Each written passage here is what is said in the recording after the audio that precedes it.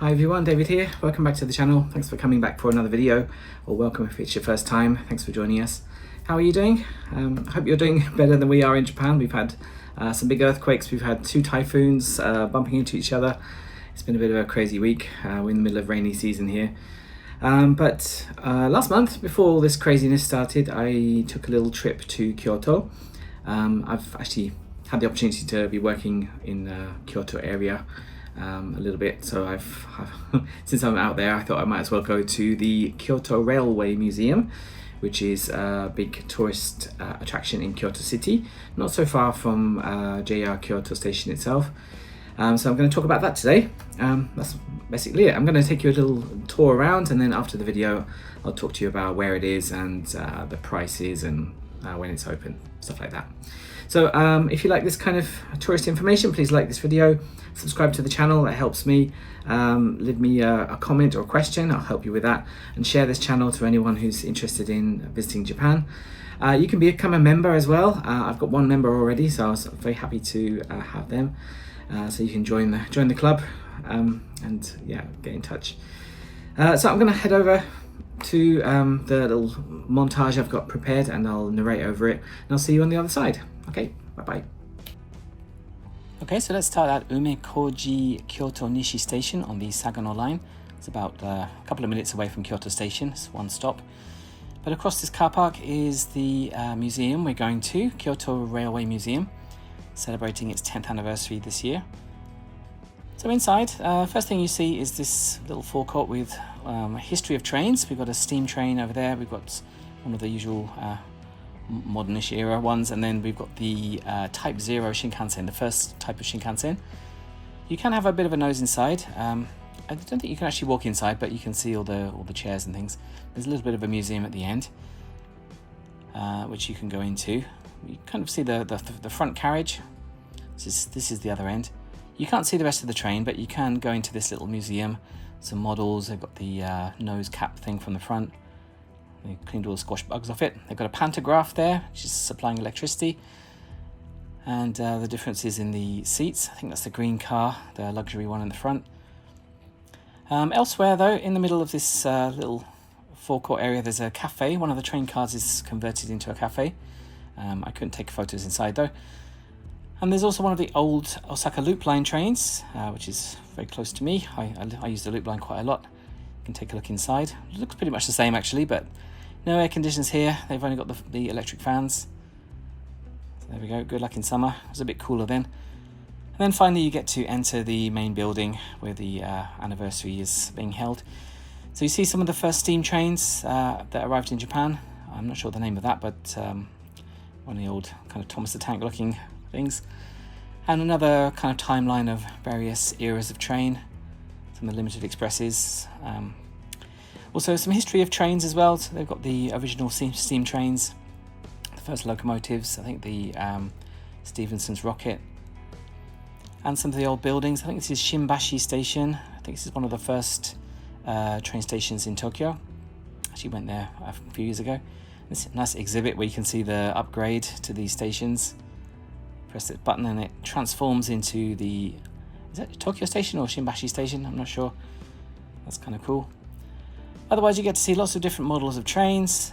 This kind of older version. I'm not sure what the names are. There's a display for the expo that happened last year. Lots of Myaku-Myakus. And this old steam train here, celebrating the 10th anniversary of the museum. This one was actually made in Leeds. There's a little plaque on there. So it comes from the UK. And then some displays about the older limited express trains. So this one, that actually means Mount Fuji. We're using an old spelling of it from Japanese to English. Looks like Fuji, but it means Fuji. Some of the old placards from the old trains, some uniforms, some old models. These limited express emblems are quite popular as little keychains and things.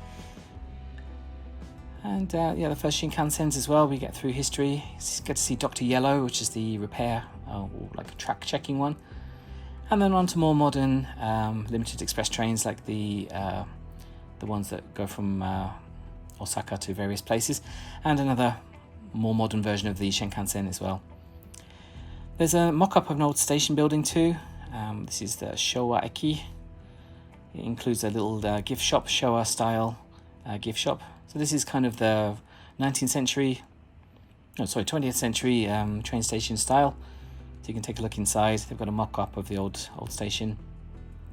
Got a waiting room there. There's a little delivery area in the back. There's buy your tickets as well, ticket station, and then the turnstiles to get into this train. This is not from the Showa period, I don't think. This is one of the other limited express trains. And Showa no Eki, so going from Taisho period to the Heisei period. And there's another display here. There's a really big catwalk in the sky here. I didn't really understand what that was showing. Couldn't really see anything from up there. A little photo spot so you can be a train driver. And some other various forms of trains. You can actually go underneath this one. There's a little pathway underneath, so you can see what it looks like if you're being run over. There's a working model of a level crossing as well, which you can activate every so often. You can use the various signal buttons as well. A little display about the Amarube derailment accident. I actually went to Amarube a few years ago, so you can check out that video. And then on the second floor, so you can see down onto the first floor where we just came from. So there's various displays around here that I'm going to show you, including this big diorama area. This is quite cool. You can see some model trains in motion.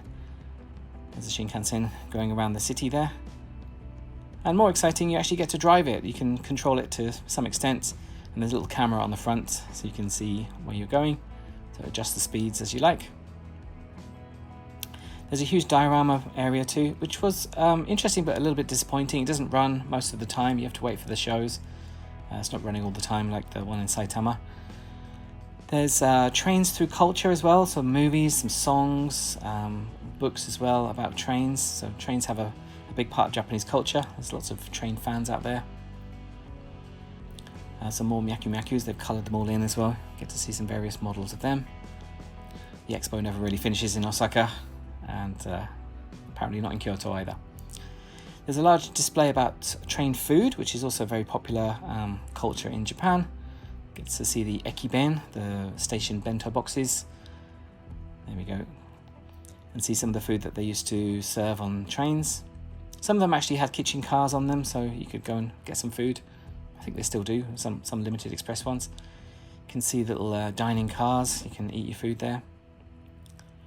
Just various models of the various levels of luxury you can get in Japanese trains.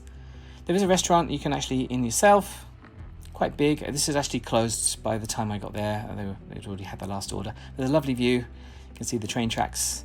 You can see a Shinkansen moving in the background there, and you can see Toji Temple. So a nice backdrop. Bit of a rainy day though, sadly. And some models as well of the various trains, the Shinkansen models. And another mock-up of an old station building, so you can take a look around there. And a more modern version of it over here too. This one's interactive though, so you can go to the ticket machine if you've never done this before and buy yourself a commemorative ticket. That's an adult ticket. It's free, and it'll pop out in a second at the bottom. There we go. You can't write your name on it like some of the other ones, the other stations, but you can put it through the ticket gate. You can see it buzzing through. Actually, I couldn't see it. It's going too fast. And get your ticket on the other side. It gets printed as well, so you can see the train mark. These are all the different lines of Kansai. We've got Hankyu, Keihan, Hanshin, Kintetsu, Nankai, and JR, of course. So the all-stars of Kansai trains. And also the train simulators too, so you can buy a ticket. I'll talk about this later, but actually drive one of the trains yourself. I couldn't get onto the Shinkansen simulator, but I did have a regular train one. I'm not sure where this was. I think maybe somewhere in Tokyo, I think. So you can drive it yourself. Make sure you can control the speed. You have to try and stop the train at the right position on the train platforms, which was easier said than done. I didn't do a very good job with that one. And then outside, they've got this beautiful turntable with the last section of the museum. So I was there at good timing actually, because the steam train was still running, the last running of the day. You can actually ride this steam train too, so I was heading there now. So you can see the big turntable area. I think the ticket for the steam train was about 300 yen, and it runs about 3 or 4 times a day, I think. So you get on board, you can open the windows and take a leisurely move around, see all the various trains. That's the Limited Express Haruka over there. The staff actually explain. We were actually quite close to the live tracks as well. There's another, I think that's going to Maizuru. But yeah, the train ride was fun. Not too crowded on this day because it was raining. You get to get up close and personal with the train. You can't get inside, but you can take a look. There we go. Now this was the last run of the day, so after this it was getting to park up. It was going to decouple from its carriages. There we go, it's starting to move. It was dumping all its fuel at one point. I think that's a bit later. You get to see it moving. It gets turned around on the turntable after leaving its carriages behind. And you do get to see it getting turned around as well. So that's kind of fun for the train fans out there, especially the classic trains. So it took about 10 minutes all in total. And there we go. I think it's burning off the last of its fuel just to clean up the engine. I don't know anything about steam trains actually, maybe that's what it was doing. But inside that turntable area you do get to see a lot of models of old steam trains too, so you can take a look at all of those. Lots of models kept in very nice condition. In the final area there's a mini museum. You get to see some of the steam trains and the old train culture of rural Japan. You can go inside this cabin. This is a mock-up, and you can actually pull the horn as well. I'm going to pull that now.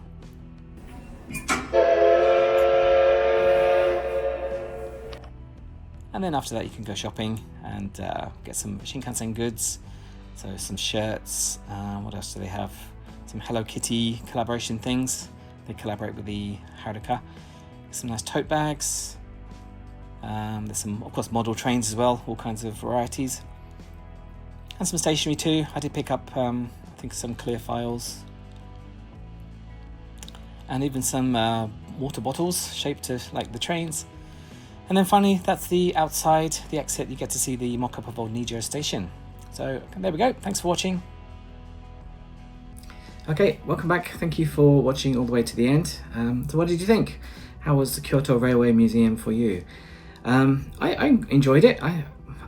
Some people ask me, like, are you into trains? But I've never really classed myself as being into trains, whatever that means.